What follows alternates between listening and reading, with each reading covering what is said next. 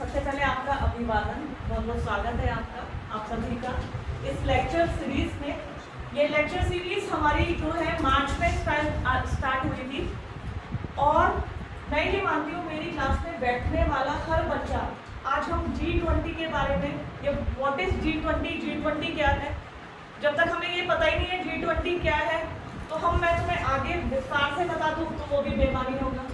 ठीक है, सबसे पहले मैं स्टार्ट करूंगी G20 से, फिर उसके बारे में हम बात करेंगे कि जो आज हमारा व्याख्यान का टॉपिक है कि G20 और महिला सशक्तिकरण और लैंगिक समानता की राह में विश्व को राह दिखाता भारत। ठीक है, इसके बारे में हम चर्चा करेंगे। सबसे पहले अगर हम जिस G20 की बात करते हैं तो ये G20 क्या है? G20 की फुल फॉर्म है ग्रुप 20। G से मतलब आता है ग्रुप, 20 से मतलब 20।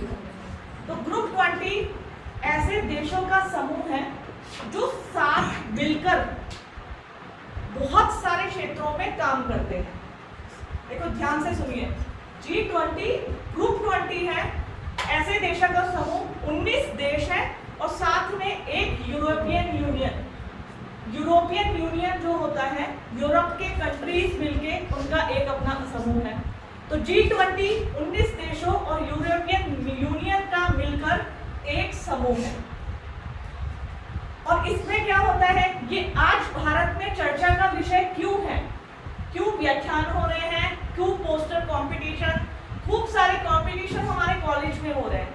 तो इसके पीछे मुख्य कारण है G20 जो है ग्रुप 20, इसका भारत भी सदस्य है और हर साल एक देश को इसकी अध्यक्षता दी जाती है। अध्यक्षता का मतलब कि जो ये देश होगा पूरे साल जितने भी G20 के कार्यक्रम होते हैं वो उस देश में संपन्न होते हैं। तो बड़े गर्व का, हर्षित का विषय है कि इस साल सन 2023 को G20 की अध्यक्षता भारत को सौंपी गई है। G20 की अध्यक्षता भारत कर रहा है। अब जितने भी समिट होने हैं, जितनी भी मीटिंग होनी है या जितनी हो चुकी है या आगामी दिवस कम से कम 200 मीटिंग होनी है G20 की भारत में, जिसमें से कुछ हो चुकी है और कुछ होने वाली है। जब बैटन भारत को मिली थी G20 की अध्यक्षता के लिए, भारत के पास समय हो गए शुरू हुआ था कितने से, ये तो मेरे जीके का क्वेश्चन आप लोगों ने बता दिया। 1 दिसंबर से शुरू हुआ था और 30 नवंबर तक G20 की अध्यक्षता भारत के पास रहेगी। मैंने तुम्हें बताया G20 मतलब ग्रुप 20। ठीक है, अब इसकी अध्यक्षता भारत के पास है। इसमें बहुत सारे मुद्दों पर चर्चा होगी। इवन मैं तो जब ये G20 का वो आया सामने परसेप्शन, तो G20 के माध्यम से G20 मैं तो कहती हूँ भारत के पास वो ब्रह्मोस्त्र है जिसके माध्यम से भारत विश्व में अपनी अलग पहचान बना सकता है। मैंने लास्ट टाइम भी लेक्चर में बोला था, तुम्हें आज भी बता रही हूँ, ये भारत के लिए गोल्डन छोड़ो डायमंड अपॉर्चुनिटी है। क्या, कैसे दिखाने की? कई बार क्या होता है, हम मेहमान घर पे बुलाते हैं शादी विवाह के अवसर पर, या किन्हीं लोगों को कहते हैं हमारे घर आइए। ठीक है, शायद हम ये सोचते हैं हम उनको इम्प्रेस कर पाए, और कई बार कुछ लोग वास्तव में जब हमारे घर आते हैं वो हमसे बहुत प्रभावित हो जाते हैं। वास्तव में बड़े अच्छे लोग हैं और जो इन्होंने मेहमान नवाजी की है बड़ी अच्छी की है, खातिरदारी की है, अपने व्यंजन जो खिलाए बहुत ही अच्छे खिलाए। तो इस व्यक्ति ने मेरी मेहमानदारी बहुत अच्छी की है, काश मुझे भी इसकी सेवा का कभी मौका मिले तो मैं पीछे नहीं हटूंगा। सेम यही परसेप्शन, यही चांस भारत के पास है कि भारत के पास है विश्व में अपनी पहचान बनाने का। विश्व के ऐसे ऐसे कंट्री, अब तक प्रमुख राष्ट्रपति, प्रधानमंत्री, गिने चुने लोग भारत में आया करते थे, भारत उनकी मेहमान नवाजी करता था और वो अपने देश को लौट जाते थे।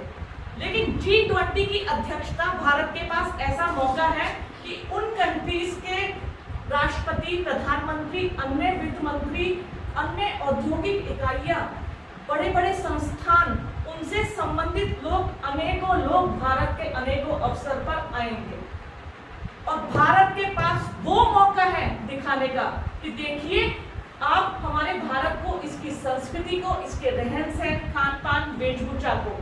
तो हमारे पास हर चीज में पहचान बनाने का मौका है, चाहे संस्कृति के क्षेत्र में, शिक्षा के क्षेत्र में या औद्योगिक क्षेत्र में भारत अपनी पहचान बना सकता है।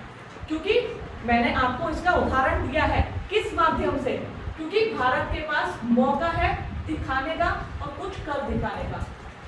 विमेंस एम्पावरमेंट के संबंध में भारत की G20 के साथ 11 और 12 फरवरी 2023 को आगरा में समिट हुई थी, आगरा में एक मीटिंग हुई थी।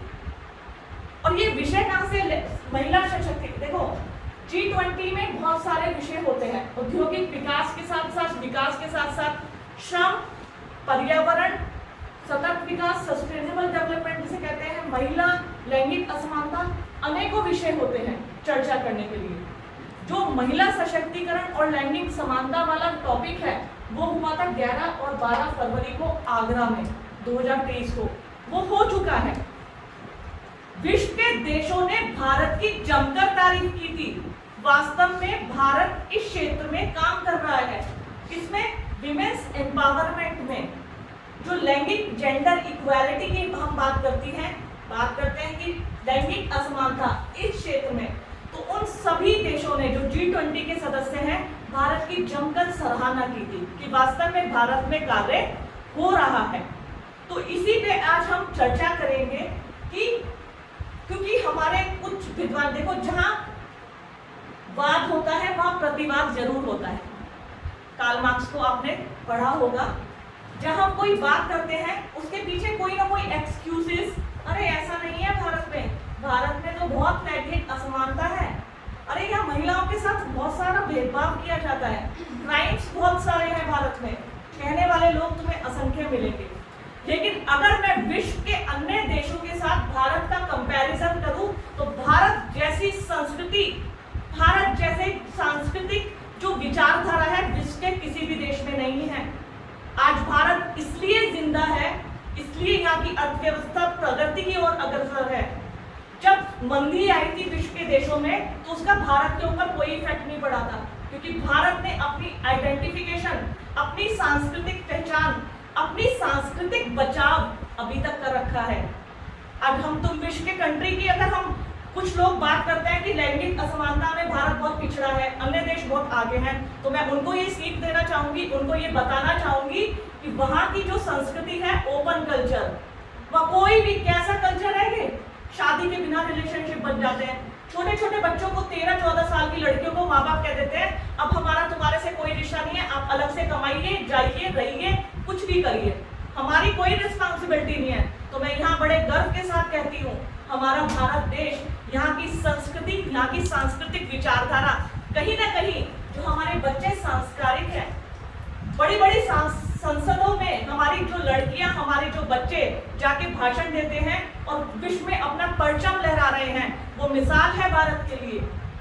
तो इसका बचाव कैसे हुआ है? हमारी संस्कृति के माध्यम से, हमारी सांस्कृतिक विचारधारा के माध्यम से।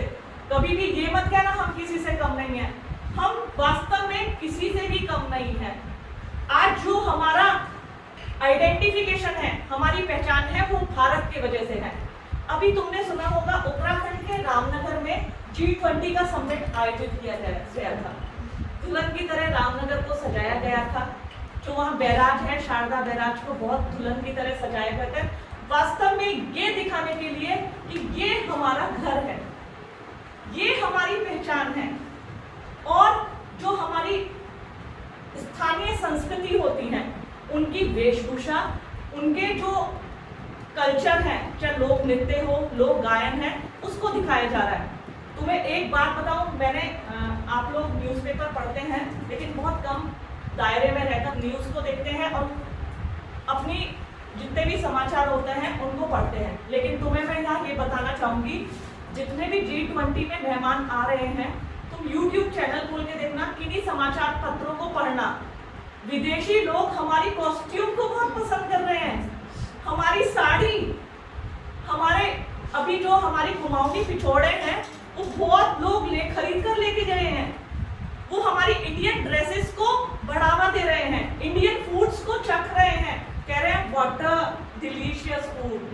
तो वो वास्तव में कहते हैं ना, हमारे पास मेहमान नवाजी का वो मौका है, वो समय आया है कि विश्व में हम भारत अपनी पहचान बना सके। साथ ही साथ हम महिला सशक्तिकरण और लैंगिक समानता की बात करते हैं, तो वास्तव में महिला सशक्तिकरण में देखो, सबसे पहले जैसे मैंने G20 बताया, महिला सशक्तिकरण किसे कहते हैं? जब डिसीजन मेकिंग में महिलाओं को केंद्र में रखा जाता है। कहने का मतलब, आज हमें कोई समाजशास्त्र का संयुक्त डिसीजन लेना है कि बच्चों पार्टी होनी है या बच्चों हमें ऐसे इवेंट करना है, तो जब महिलाएं के निर्णय को इम्पोर्टेंट माना जाता है, उनके महत्व दिया जाता है, तो उसे कहा जाता है महिला सशक्तिकरण। जैसे संसद में महिलाओं का जो प्रतिशत है वो कितना है, औद्योगिक क्षेत्रों में महिलाओं की कंडीशन क्या है, वो महिला सशक्तिकरण कहा जाता है। लैंगिक समानता कहते हैं जब हम स्त्री पुरुष में भेद को मिटा दें। अब हम कहते नहीं, भारत में तो ऐसा नहीं है, लैंगिक असमानता है, महिला सशक्तिकरण तो यहाँ दिखता ही नहीं है। तो उन लोगों को मैं वो उदाहरण देना चाहूंगी, अपने शास्त्रों से शुरू करूंगी। हाल ही में नवरात्र हुए हैं, जानते हैं आप नवरात्र, जहाँ देवियों की पूजा की जाती है, शैलपुत्री, ब्रह्मचारिणी, चंद्रघंटा, कुष्मांडा, कात्यायनी, कालरात्रि, महागौरी, सिद्धिदात्री, ये हमारी नव दुर्गा नव देवियां हैं, हम इनकी पूजा करते हैं। वास्तव में आज वो पुरुष भी देवी का पाठ करते हैं। अब अगर हम कहने लगे सिर्फ बात हम 9 दिन देवियों को पूजते हैं, जब होता है ना, नव दुर्गा के साथ साथ यदि मैं प्रेजेंट टाइम की तुमसे बात करूं, चलो हम ये कहते हैं ये तो हमारी देवियां हैं, ये हमारे शास्त्रों में विधि विधान है, लेकिन अवनी चतुर्वेदी जिन्होंने MiG-21 चलाया, वो ऐसी प्रथम महिला है जो फाइटर प्लेन चलाने वाली पहली महिला है। गीता गोपीनाथ अंतरराष्ट्रीय मुद्रा कोष की ऐसी अर्थशास्त्री जिन्होंने आज विश्व में अपना परचम लहरा रही है।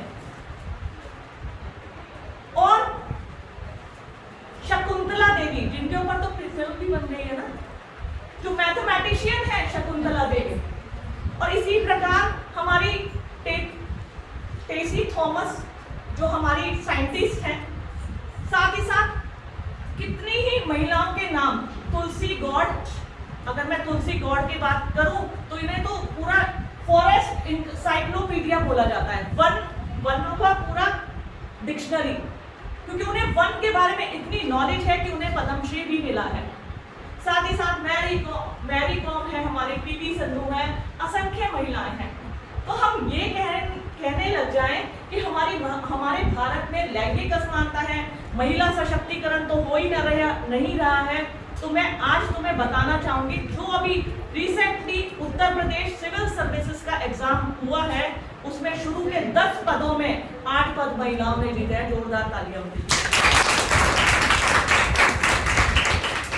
8 लड़कियां ऐसी हैं जिन्होंने फर्स्ट टॉप 10 में अपनी जगह बनाई है। तो हम क्यों ना कह दें, हम ये क्यों कह दें कि महिला सशक्तिकरण नहीं हो रहा है, हो रहा है, ये उसका ताजा उदाहरण है।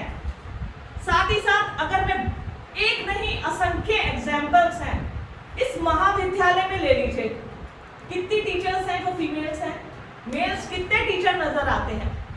हमारे कोटद्वार की विधायक कौन है, क्या कोई बताएगा? नीतू खंडूरी मैडम, वो एक महिला है। साथ ही साथ वो हमारी कौन है, विधानसभा की स्पीकर है। कोटद्वार नगर निगम की मेयर कौन है, वो एक महिला है। तो ये सब वो उदाहरण है जो बच्चों हमें वास्तव में बताते हैं। हमारी वित्त मंत्री कौन है, तुम तो बहुत अच्छी नॉलेज रखते हो, वास्तव में वो भी एक महिला है। तो ये सब हमारे सामने ताजा उदाहरण है। तो हम ये क्यों कहें भारत में सशक्तिकरण नहीं हो रहा है? भारत में सशक्तिकरण हो रहा है, ये उसका ताजा एग्जाम्पल है।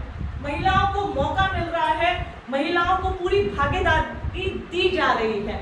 लेकिन हाँ, हम उस चीज को झुटला नहीं रहे हैं, नकार नहीं रहे हैं कि हाँ आजकल आपराधिक घटनाएं भी घटित हो रही हैं, अन्य देशों में भी तो होती हैं, हम उससे पार पा रहे हैं।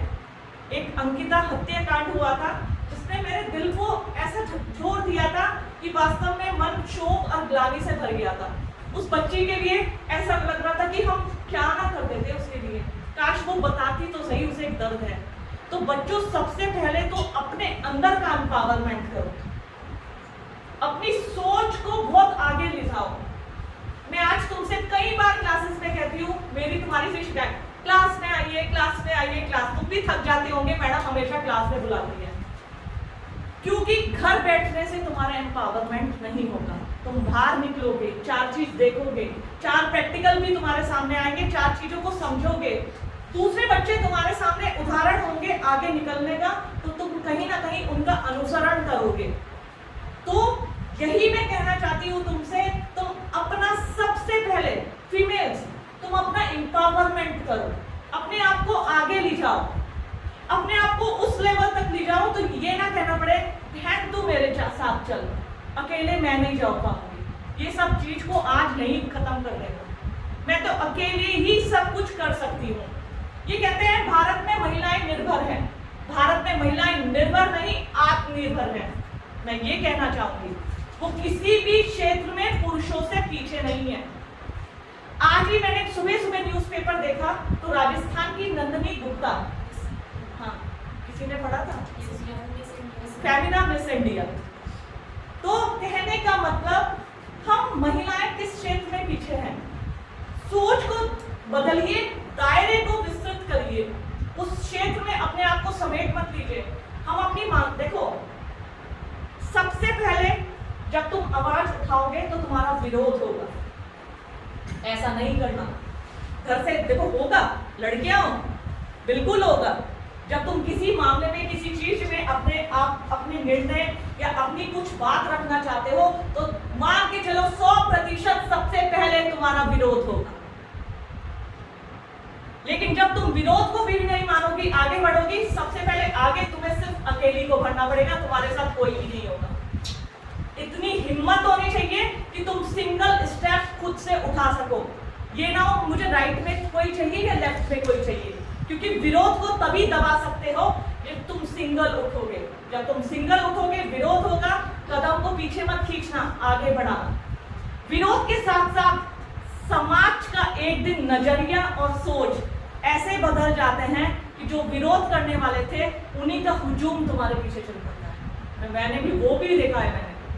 तो ये सिर्फ और सिर्फ तुम्हारे हाथ में है। ये बहुत बड़ा उदाहरण है, क्योंकि वी आर फीमेल्स, हम सब महिलाएं हैं। पुरुष ऐसा ना समझे आज और बॉयज क्लास में बैठे हैं कि ये टोटली फीमेल्स का सेशन चल रहा है। चाहे महिलाएं हैं चाहे पुरुष हैं, देखो पुरुष और महिलाएं दोनों की बराबरी से ही समाज चलता है। हमारी जो सोसाइटी चलती है ऐसा नहीं है सिर्फ महिलाओं से चलती है, या ऐसा नहीं है सिर्फ पुरुष से चलती है। आज मैं सोसाइटी की वो मेंटालिटी तुम्हें बताना चाहती हूँ कि जहाँ खुद आज लड़के चाहते हैं हाँ जो मेरी बीवी मिले, हमसफर मिले, वो वर्किंग हो, वो पढ़ी लिखी हो, वो जॉब करती हो, तो हम अच्छे से दोनों मिलके साथ साथ घर को चलाएंगे। ऐसी सोच बढ़ती जा रही है।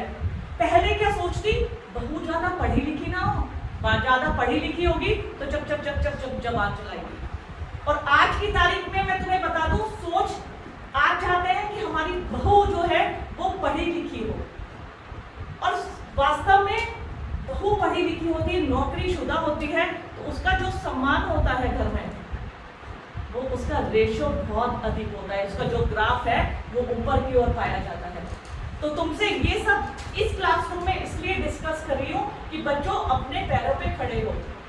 शादी सॉल्यूशन नहीं है, शादी सबकी होती है, मेरी भी हुई है, धीरे धीरे अभी कुछ बच्चों की भी हो रखी है, कुछ की एंगेजमेंट हो रखी है, तो तुम सबकी होगी, तेरी नहीं, दूसरे बच्चों की बतानी है। लेकिन शादी सॉल्यूशन नहीं है, तुम्हें अपने पैरों पे खड़ा होना होगा, अपनी एक अलग आइडेंटिफिकेशन। और बहुत से लोग कहते हैं कि सिर्फ पढ़कर ही आइडेंटिफिकेशन बनती है, तो यहाँ आज मैं तुम्हारे दिमाग से निकाल दूं, सिर्फ पढ़कर आइडेंटिफिकेशन नहीं बनती। जहां तुम्हारा इंटरेस्ट है, मैं तो कहती हूँ तुम्हें मॉडलिंग में भी जाना है ना, बस दिल लगा के उस क्षेत्र में आगे निकल जाओ, तो कोई तुम्हें आगे बढ़ने से रोक नहीं सकता।